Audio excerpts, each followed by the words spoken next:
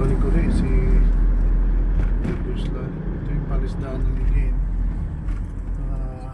Pinakamalaki yung bangungosan, tilapia.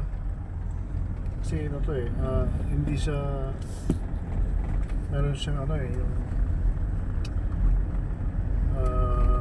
ilog from mga daming lima sa kalaba.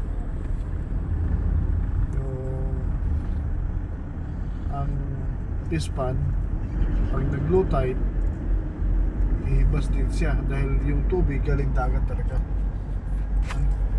Kaya pag nag-low tide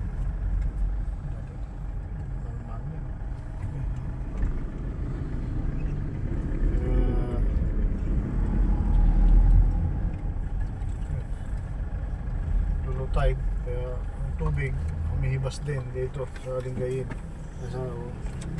Salamat mga kaibigan, thank you.